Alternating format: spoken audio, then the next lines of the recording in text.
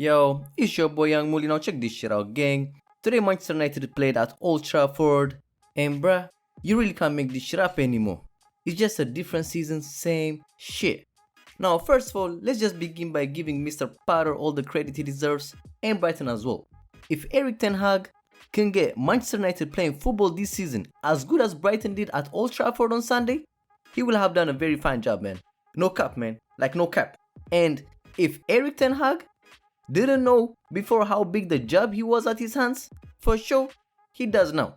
At halftime at Old Trafford, the expected goals to Manchester United was 0.38, while for Brighton was 1.31. And I repeat, they were playing in the Theatre of Dreams in the OT.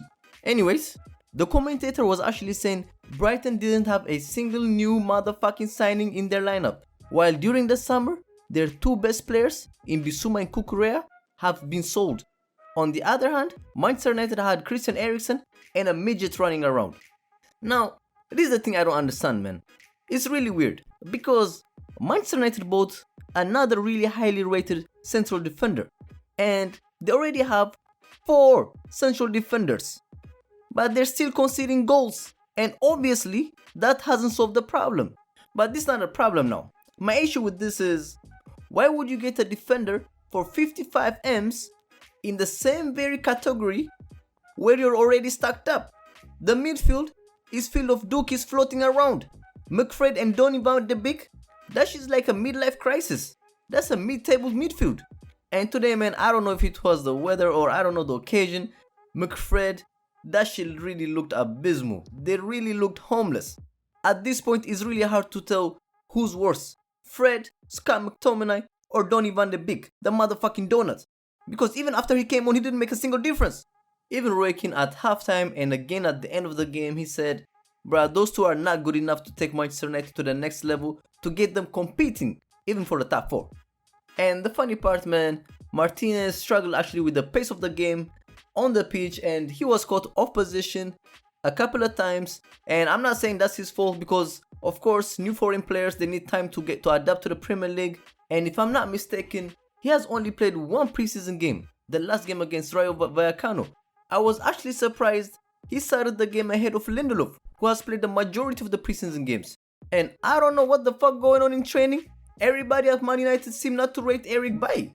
And no cap, YoungMully actually rates that motherfucker, man. And let's keep it a hand to, man, Ten Hag failed to cope with the speed of decisions necessary to make off the pitch as well. Because in the first half, the 3 at the back, the formation of Brighton, they caught everybody by surprise. And Manchester United were getting outplayed at Old Trafford. All the hype and the gas from preseason, man, just evaporated in a few minutes just like that. Now, this is not a criticism directly to Erik Ten Hag or Martinez. Like, these two motherfuckers might come good. But it's just baffling when Manchester United have obvious holes in other departments of the field. They choose to stack up the places where they're already stacked up.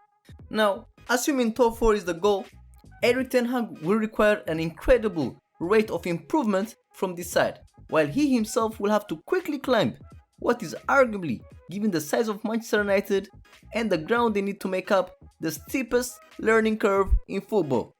And on the last note, before I sign off from this bitch, 15 out of the 10 players Manchester United have been linked with, they either have played in the Dutch league or are from the Netherlands.